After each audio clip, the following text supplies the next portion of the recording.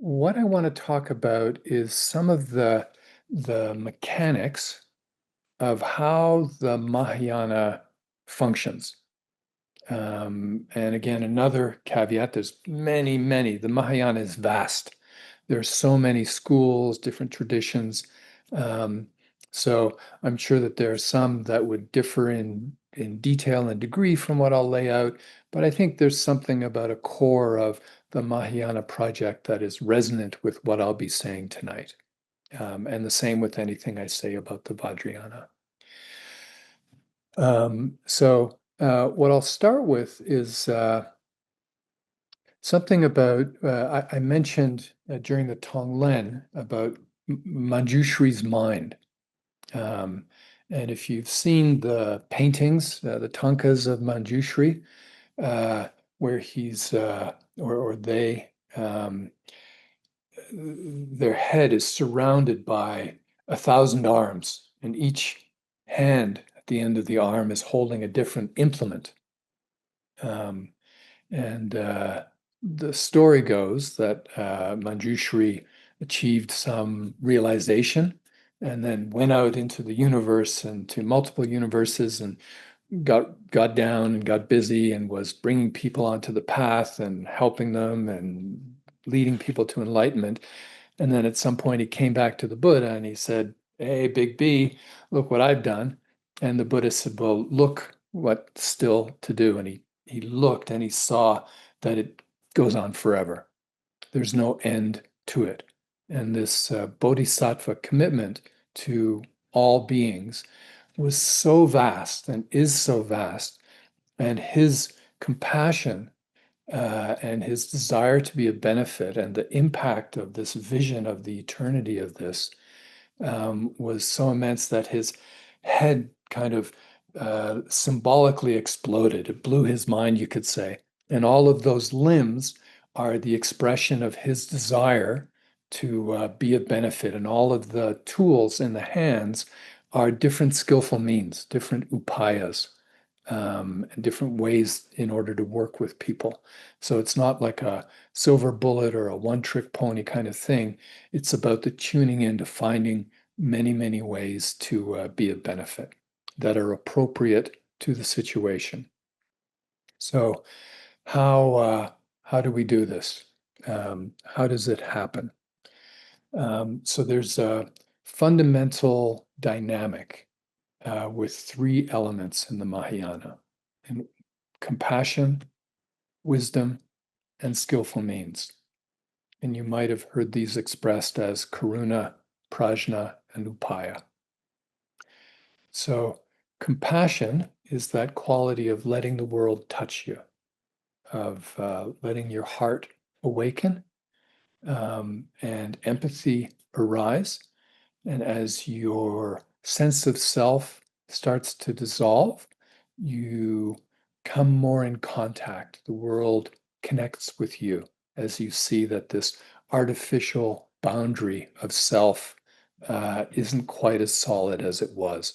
The world starts to come in more closely and more poignantly, and you begin to feel more deeply, and you want to be of assistance.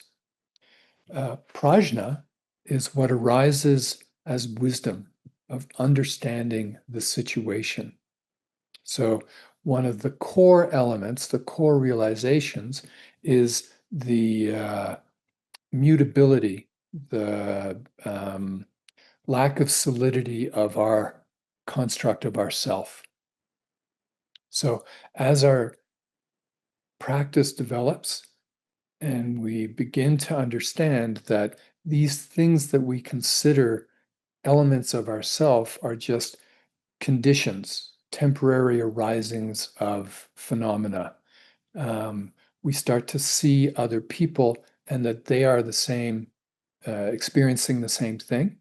And then through that perception, we see that the more we attach to this, the more suffering there is, and the same for other people. Um, so I see questions popping up. I just want to say that, and I will try to get to them. But I want to lay out this core mechanic first. So then you have the compassion, which is that desire to be of benefit. Um, and then you have the wisdom, which sees the cause of the suffering. Upāya is the skillful means, the ways in which you're able to actually be of benefit.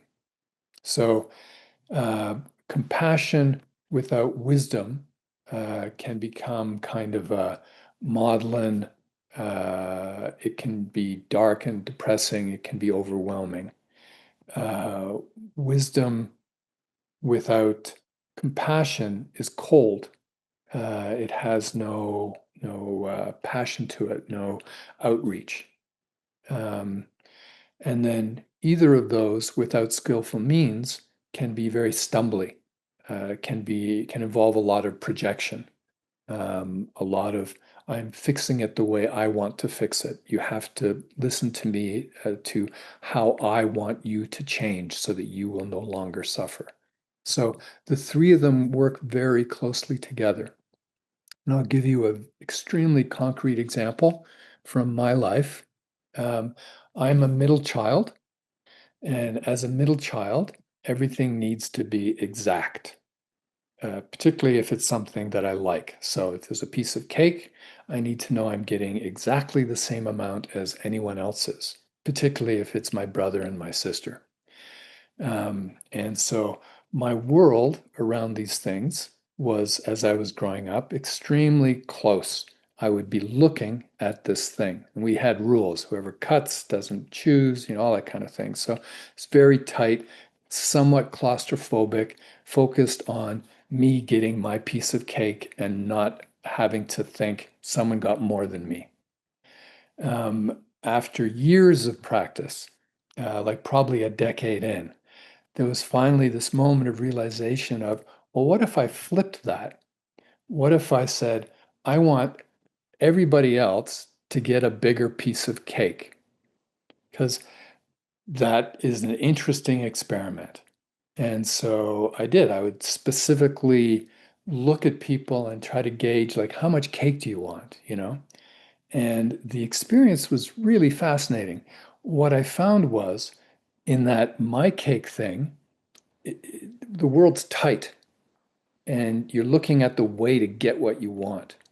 When you relax that and you think of, well, how can I support others' joy? Their space opens up, a field of relationship develops. You come in contact with other people in a loving, caring way. And in that space, there's actually room for wisdom to arise. Wisdom of seeing that getting what you want is not really getting what you want. And it's certainly not getting what you need from a dharmic perspective. And so then the upāyas start to arise of, how can I tune into what this person wants and what will actually help them? So it was a profound shift in my life. And it literally was around cake. The moment that still had this vivid memory of sitting with a friend, there's a piece of cake there, and I was specifically trying to take smaller bites and make sure that he was getting more. It was probably one of the greatest spiritual epiphanies of my life, actually, and kind of the first time I really felt launched into the Mahayana. So these core dynamics in the Mahayana, it's very earthy. It's very simple and straightforward on some level that unlocks these profound depths of possibility. Um, okay, so I'll just pause there. I'm seeing a lot of comments and questions. I'll just see if there's one that feels like it would help here. I feel like hiding because you just described my lack of skillful means in the conflict I visualized in practice I was doing. I'll help you in the way I want to help you, oh Lord. Yep, that's one of those, and it's easy to shift. You just open up to the space to allow the wisdom to arise. Take a breath.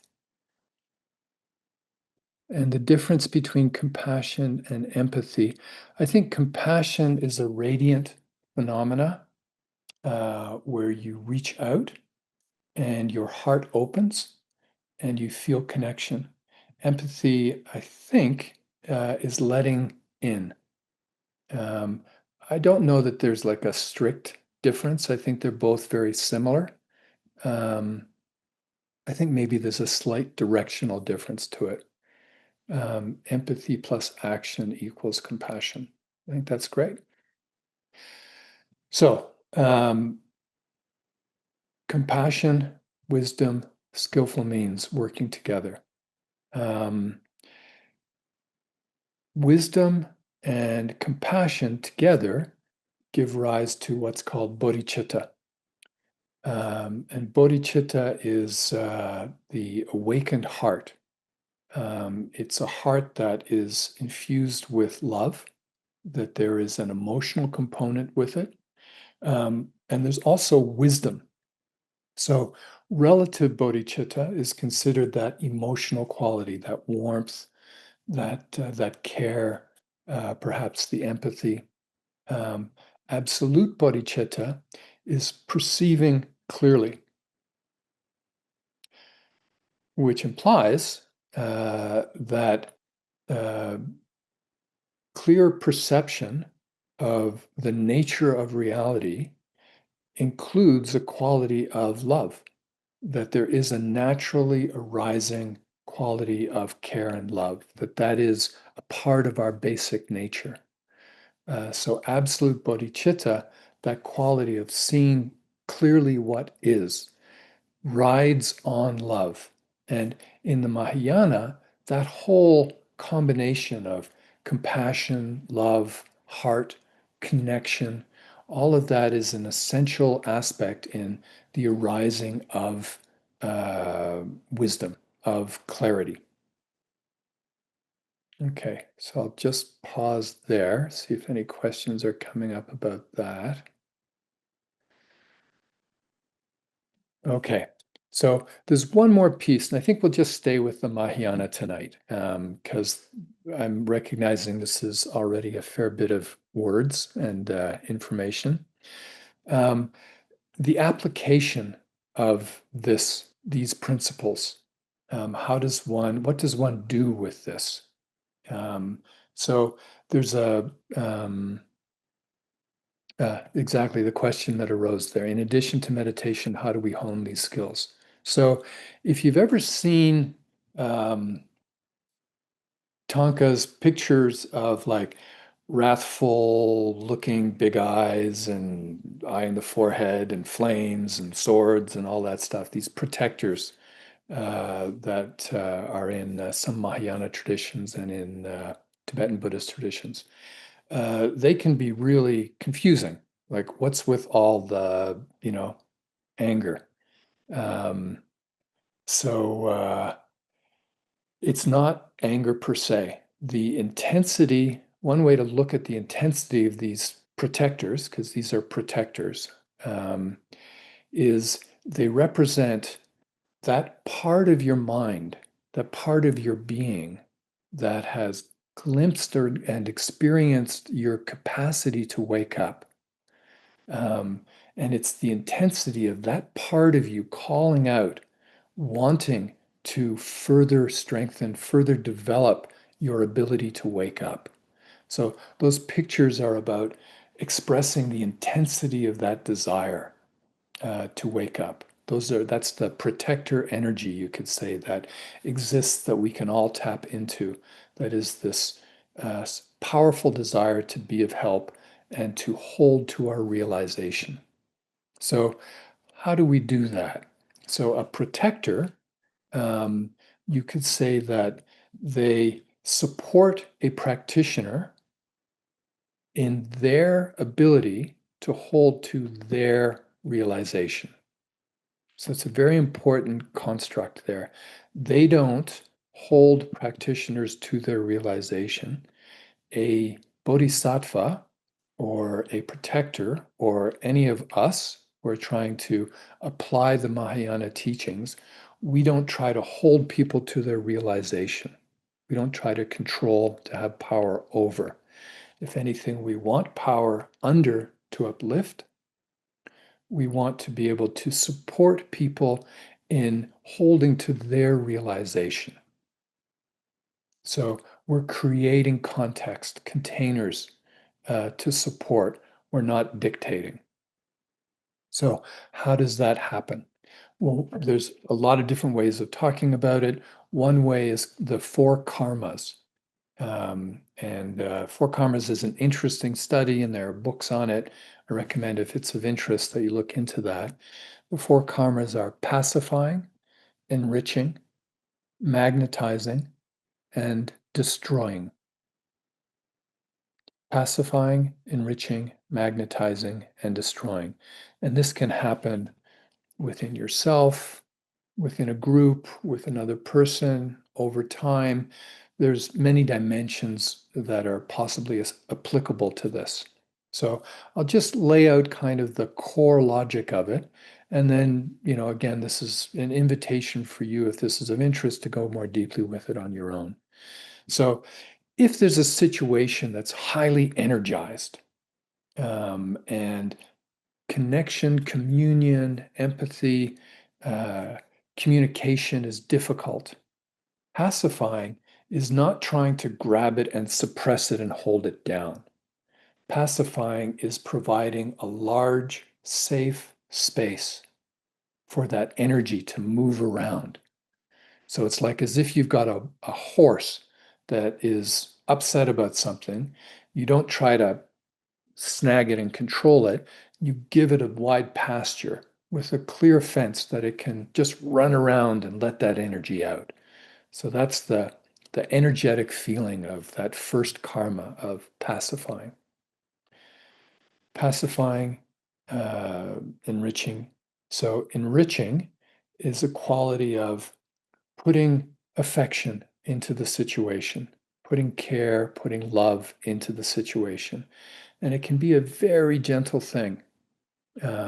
It's some way of letting that situation, if it's a horse, you put some apples, throw some apples into the pasture, dump some feed on one side. If it's a person, you can look with love in your eyes. You can take a step back and say something or provide silence that indicates that you care about that person. So you're enriching the quality, which at heart is about affection. Magnetizing is drawing out the details of the situation without right, without wrong, without saying that's confused, that's wise. You're just wanting the situation to have enough confidence in itself to allow things to manifest so that there can be perception, so that there can be the arising of skillful means, both in yourself and in whatever that situation is. So magnetizing is drawing out the details, all of them, without bias, without judgment. And usually without judgment is kind of the key to these things. That you're a non-judgmental, loving space that cares and listens and wants to know what's going on. Destruction is probably one of the most misunderstood because it's got the word destruction in it. And basically, what it is you're again supporting the situation in letting go of confusion and holding to the wisdom. So there's this notion of co-emergent wisdom, that wisdom and confusion are the same energy and they arise together. And what you're wanting to have is the confusion is seen through and it dissolves or it falls away, and then the wisdom is able to be there present. So confusion and wisdom arise like the two sides of a hand. And then with love, with care, with curiosity, with gentleness, with kindness, with appreciation, with some skillful interaction, you support the person in letting go of the confused part so that they can exist vibrantly alive in the wisdom aspect of whatever was there. Okay, so those are the four karmas. Those are an application of the teachings around the core aspects of the mechanics, the dynamics of the Mahayana, in how compassion, wisdom, and skillful means work together, and then come together as an expression of a practitioner, someone committed to the well-being of all beings, a bodhisattva, how they can actually engage in the world with situations. I think I'll stop there. I think that's enough of a meal for us. And I'd invite questions, comments. I love this chubby middle child got no pie, had to watch brothers. Damn, my sister, my heart goes out to you. So let's just take it from the top here. So if anybody has questions, please put your hand up. And I'd ask Bill or George to recognize you and unmute you. In the meanwhile, I'll just read this one from Fran here. Two brothers who didn't help with their mother's long illness now went to raid the remains of the mother's assets, which she left to the one daughter who took care of her. And now these siblings are all suing each other. Aside from staying out of it, I'm the aunt who would like them to resolve their difficulties and not lose their relationship with each other. Any ideas? So I have an inherent mistrust of someone such as myself trying to advise in such a life situation that has clearly such complexity and depth of emotion and feeling to it. That said, I would say trust what feels wholesome for yourself, as a line in. There are people who can advise and are really well suited to advise on this kind of question. And I just don't know enough of the details. But with finding good advice from people who really know how to advise on this kind of thing, take it in and move from your heart.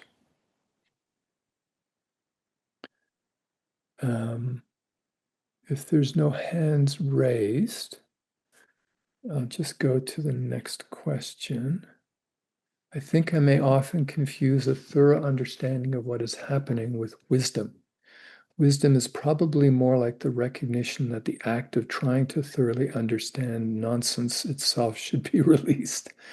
I think I agree. Wisdom is the clarity of seeing non-duality. That's wisdom. Wisdom is about seeing through the illusion of ego.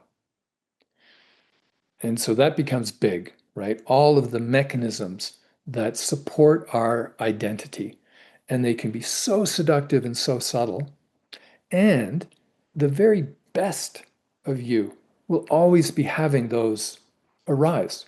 You know, when I'm doing my kindest work as a coach, or as a mentor or a consultant, often this little part of me is up looking at me going, oh, nice one.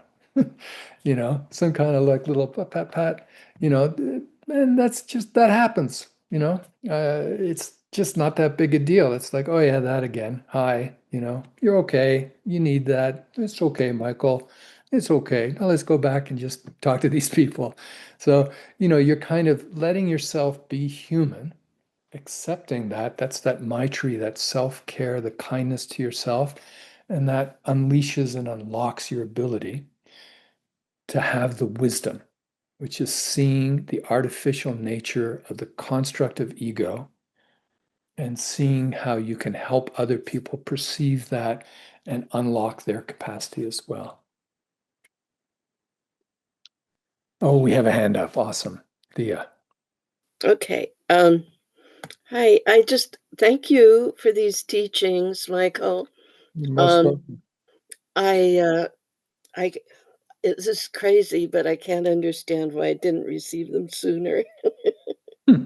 Because long back in the 90s, I went to probably one of the best East-West psychology schools, which is CIIS in San Francisco, Oh, wonderful. and John Wellwood was my teacher, and it seems like he could have taught me this because it seems like the essence of psychology this is what a psychologist, a really good psychologist, could do and would do.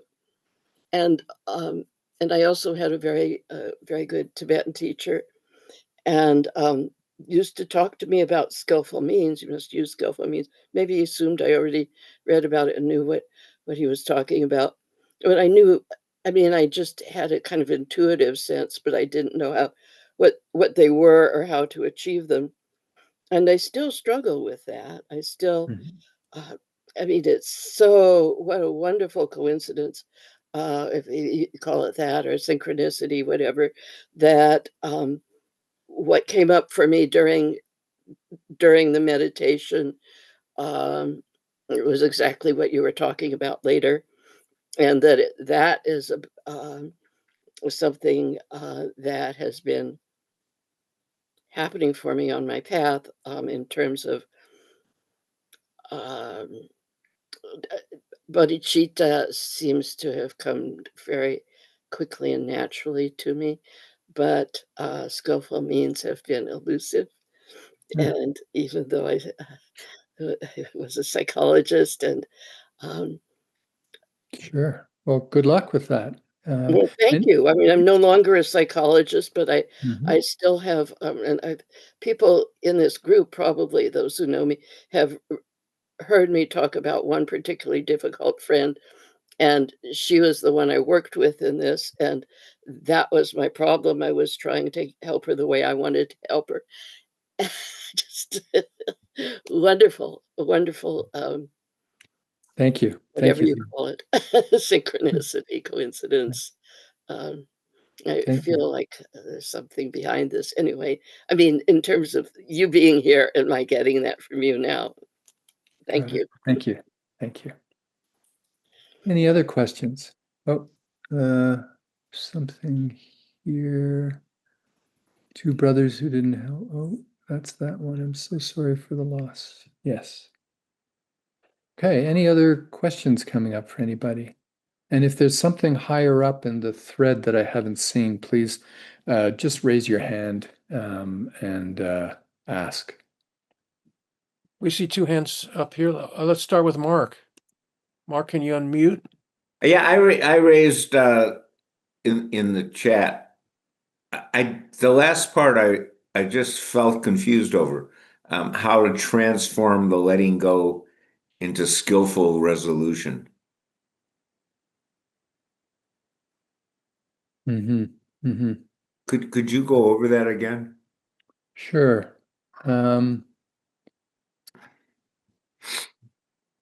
okay, so one way to look at The Buddhism, destruction part, what you labeled destruction.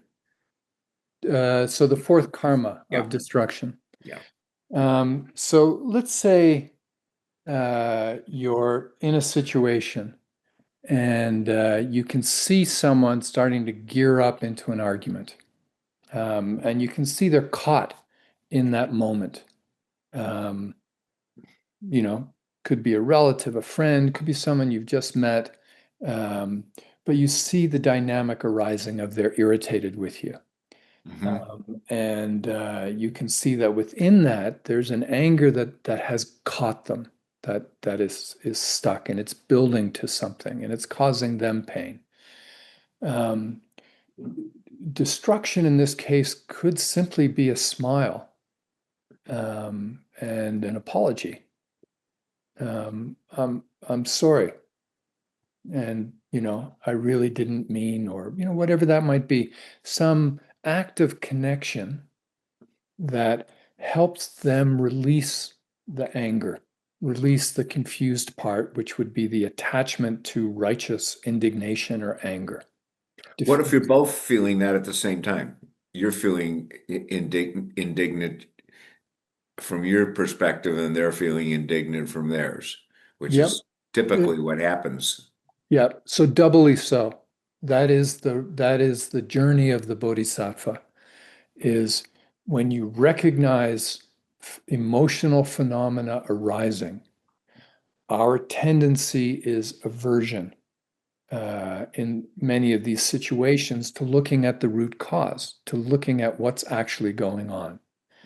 Um, what we want to develop as practitioners is the habit of looking towards, of turning towards these phenomena. So in yourself, if you're in a moment, that's why when we practice, the mind's going to wander. That's human nature. That's going to happen probably forever in our practices. Sooner or later, a thought's going to arise. The discipline part is recognizing that moment and using it to come back to your practice. So it's the same with a fraught situation. If you're feeling activated and there's this anger coming up, as soon as you awaken to this and to your role as a bodhisattva, your commitment as a practitioner of the Dharma, as soon as you awaken to that, turn towards that emotion and work with it. Turn towards that emotion and hold it. You know, if you need to ask for a moment of the person, say, please, I just need a second to just look at myself. In looking at yourself, often you can start to find ways to see where in the body is it being held. You know, what's the parameter of where it is? How can you start to diffuse that? Often contact with a strong emotion is the first step of starting to diffuse your attachment to it. Because what you can see and in these situations is the experience of anger can be vivid and clear. It can be clarifying if you're not attached to it. It can be extremely awakening. So you look at the energy of the emotion as so the sequence of things. You become aware that there's a situation. You remember you're a practitioner. You bring your attention to the phenomena with the perspective and understanding that these are all causes and conditions that are not permanent and eternal. And then you look at it as a vivid experience rather than as a righteous indignation, anger phenomena. Take the definition away, look at the vividness and clarity of it. Then bring your own maitri to bear, bring your own care for yourself to bear. Then from that caring perspective, you can begin to do a tangled practice. And even if there's still vestigial attachment to the anger, the act of the tangled, just flashing tangled, can help to subdue the attachment. So that's a lot of things that can happen pretty quickly, and you need to habituate and you need to train yourself to do that. And it takes time, and there'll be stumbles, you know.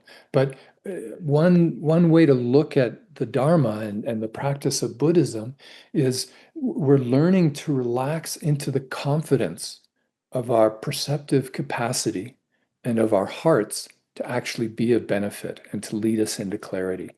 That relaxation into that confidence unlocks enormous potential. And it's experiential, and there are mistakes that you'll make, and you can apologize and you can, do your best to rectify these situations. But, then you start to gradually live as magnanimity, live your better self. So I've rambled on a bit there. Did I address your question, or is there more that you're wanting to talk about? It's just quite difficult for me, but I understood what you said and I appreciate it. It is I have to difficult. work on. Yeah, it is difficult. And everybody has emotional patterns. In Vajrayana, they talk about the three kleshas, the core emotional, ego-driven emotional responses of passion, aggression, and ignorance, where aggression is if something threatens your ego, you attack it to destroy it. If you can't do that, maybe you try to seduce it so that it comes in to support your ego. And if you can't do either of those, you try to pretend it doesn't exist and you ignore it. And most people have a home or a propensity towards one of those, and it's going to be difficult. It's work, but it's joyful work. My first step would be to back away. to just not respond. Then do that. You know, give myself time. Yep. And practice, we all know practice is the royal road. If you include Tonglen in this, that'll be a helpful element in preparing yourself for those moments. Thank you. Okay, so we have two hands up. Our friend Rick Kruger will go first, and let's leave a few minutes for Mickey after you, Rick. Yeah, sure. I'll try to make this as quick as possible. And but first, I want to thank Michael Gayner so very much for your wisdom, really, tonight. You're most welcome, Rick. And guided meditation. So, yeah, my question has to do actually with meditation. I'm wondering if I could ask you a question about that. Mm-hmm. Yeah, so like meditation is really hard for me, and maybe Me it is too. for most people, but I think that the more I practice meditation on a more regular basis, what I'm seeing is that what my mind and my emotions are doing a lot of the time when I become distracted, and I can safely say that I'm distracted more than I'm concentrated, more so than I am like on the object of meditation, be that the breath or something else. Mm-hmm. And this is my observation. I'm curious about whether this is even close to what meditation I think is about, or at least one of its goals, is that what I see myself being distracted about or to is what I think of as the ego. And I'm wondering if that's even, if that's even close to reality. Like Mm. the things that they're terribly petty.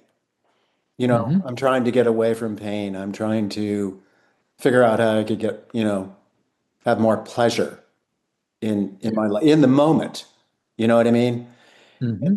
And these things they're rarely very important, Mm-hmm. but somehow they seem to be really compelling.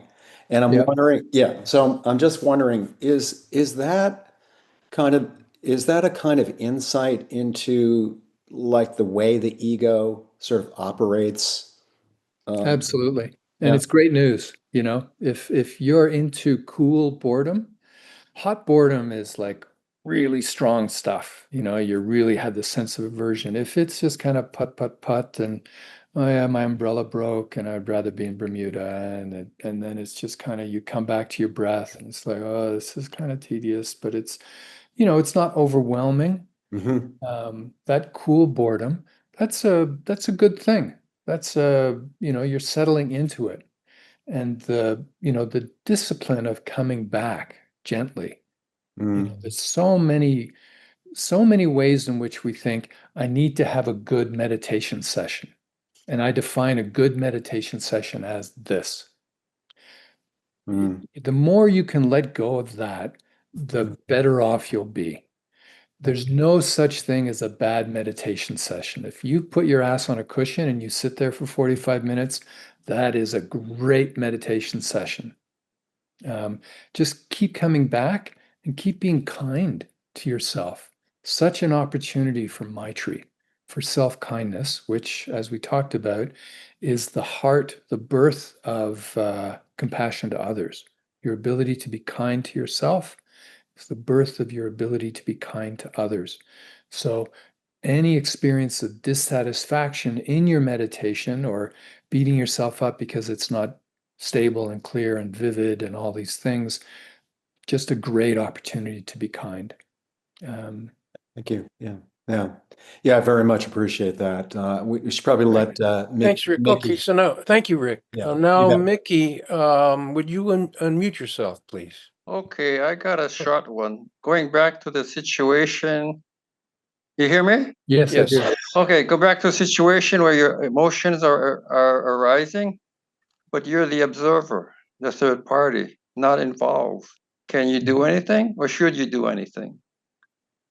Um, Because conversation in a group, you can see this emotion rising on two sides, and should you intervene or let it go, or?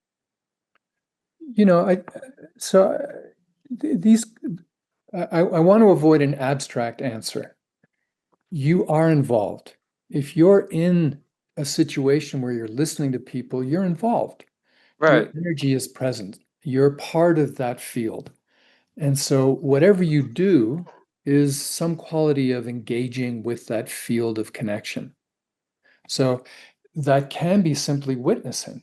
You know, it can be sitting there and just being a kind presence. Maybe even you start to do tonglen, you know, or maybe you just practice listening and you relax and you allow your wisdom to arise when it arises with, you know, this gesture might be something that helps.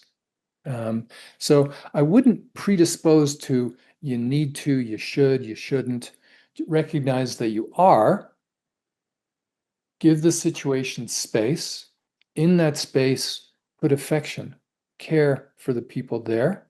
And then if wisdom gives rise to a skillful means, go with that. If it doesn't, just keep holding the space. It's amazing practice. It happens in a meditation group. Better yet. Even better. So follow your heart. Yeah, absolutely. Okay, good enough. Thank you, Mickey. We've come to the end of our time. Michael, it's been great. Thank you. It's been a lot of fun. Thank you all so much.